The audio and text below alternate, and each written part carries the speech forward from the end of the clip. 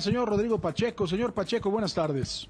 Mi querido Paco, con mucho gusto de saludarte en esta tarde. Ya se dio una de las noticias esperadas en el mundo financiero y era pues justamente la decisión que tenía que tomar la Reserva Federal con respecto a la tasa de referencia. Se anticipaba que pudieran haber sido 50 puntos base el aumento de tasa de interés, sobre todo vinculado a que la inflación subyacente en Estados Unidos, la inflación estructural, no estaba bajando a la velocidad necesaria. Sin embargo, pues obviamente la turbulencia que generó el Silicon Valley Bank, pues que empezaba a ser el principio de una corrida bancaria que finalmente fue frenada por el Tesoro y el propio Fed, que dijeron vamos a respaldar justamente a los depósitos de los bancos. Y en ese contexto, bueno, pues fue interesante porque finalmente decidieron subir 25 puntos base.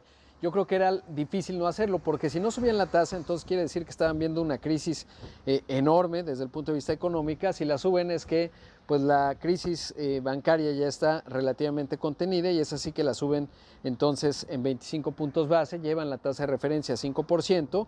Mañana el Banco de México en punto de la 1 dará a conocer, de la 1 de la tarde, dará a conocer su decisión de política monetaria y se espera que también suben 25 puntos base a 11.25%. Obviamente es una tasa récord. Vamos a ver finalmente qué decide el Banco de México, pero ya habían telegrafiado que eso sería, independientemente de la decisión que tomara el Fed. Sin embargo, es evidente que pues hay mucha vinculación al respecto. Eso ha llevado a que el tipo de cambio pues se ha apreciado un poquito, digamos, no una tendencia extraordinaria, porque te digo, estaba más o menos pronosticado, aunque sí había ciertas dudas en términos de qué iba a ver la Fed, porque además ha sido fuertemente cuestionada, particularmente en el papel que le toca de jugar como regulador. Y en ese contexto, bueno, pues es un tema clave, los mercados están relativamente positivos, así que bueno, una noticia esperada en ese contexto. Dice el Fed en el comunicado que siempre es importante ver, sobre todo no solo el movimiento, sino también qué dice el Banco Central de los Estados Unidos, pues que justamente pues todavía esperan más alzas en la tasa de referencia, así que bueno, pues ahí está la noticia, sin duda te digo, esperada. Y bueno, mañana esperar al Banco de México. No creo que esto vaya a modificar sustancialmente el tipo de cambio, ni la decisión de mañana, ni la que se está dando el día de hoy, pero bueno, pues ahí está ese asunto. Otro tema clave, sin duda también importante, Paco, sabes que se publicó un documento bien interesante de parte de Vanguard junto con México Cómo Vamos con respecto al ahorro en México, y es interesante porque pues resulta que los mexicanos evidentemente no nos estamos preparando para el retiro. De hecho, los datos que arrojes, por ejemplo, que bajó en 8% el porcentaje de mexicanos que ahorran y, por ejemplo, el 51% lo tiene en una cuenta de ahorro, el 44% en una cuenta de nómina. Eso quiere decir que pues va cayendo la quincena a los que son asalariados y ahí lo van dejando, lo que no se van gastando, y es una forma de ahorro. Claro, mala idea cuando tienes un escenario de inflación pues superior al 7%, y únicamente 7.7% la tienen en una cuenta de pensión. Así que, bueno, otro 4.6% acumula los apoyos del gobierno y un 4.5% en inversión. De hecho, aquí tenemos la voz de Juan Hernández, el presidente de Vanguard, que es uno de los mayores administradores de activos a nivel mundial, solo por debajo de BlackRock. Administra más o menos unos 8 billones de dólares. Si lo queremos ver pues en tamaños de economías, estaríamos hablando más o menos de 5 o 6 veces México, el tamaño de México.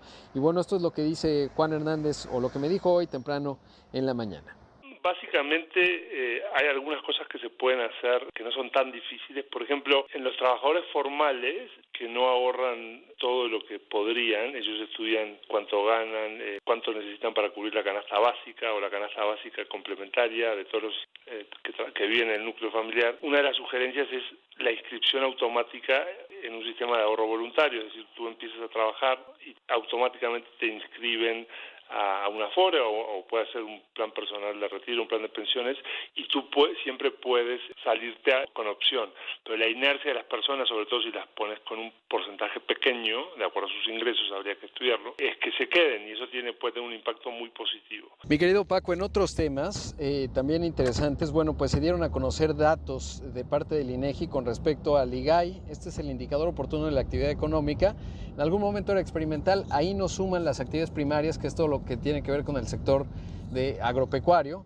que solo representa 4% del PIB, entonces nos da una buena noción de cómo está comportando la economía al mes de febrero, es lo más cercano que tenemos a un PIB mensual, te digo, muy experimental, y en ese contexto muestra que la economía en el escenario central creció a tasa anual en febrero 3.5%, es un buen dato, sobre todo porque en enero no arrancó mal con un crecimiento de 3.3%, así que pues lleva buen ímpetu la economía en el primer bimestre de este año, en los primeros 2 meses, en el escenario superior 4.7%, en el escenario inferior 2.4%, así que se ve por ejemplo que todo lo que tiene que ver con servicios avanza de manera fuerte, aunque se desaceleró un poco con respecto a enero, de 3.5 a 3.1.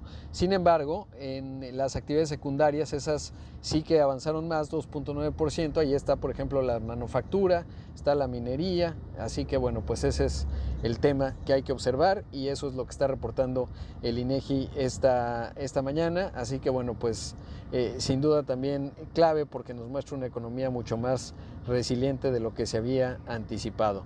En otros temas, mi querido Paco, también importante mencionar pues lo que está dando en términos de la configuración de la relación entre México y Estados Unidos, particularmente en pues esta pelea que ya quedó bastante acotada entre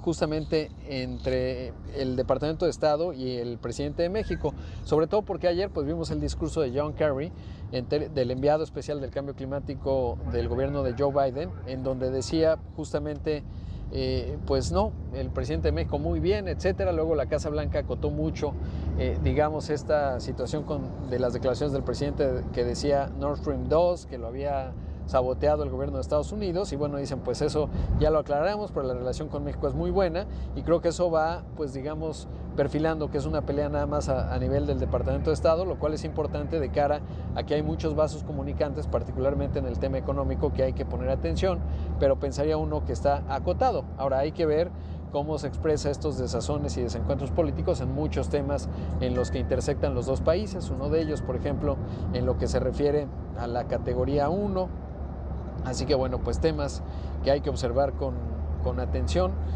pero bueno, pues parecería que está relativamente acotado.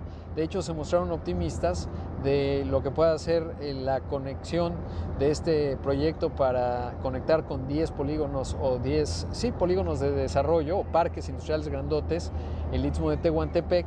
Ahí clave lo que diga Manuel Bartlett, porque de él depende, digamos, que la parte del abasto de energía se pueda tener, así que bueno, pues ese es un asunto también que se tiene que considerar. Es lo que tengo esta tarde, mi querido Paco, te mando un gran abrazo como siempre.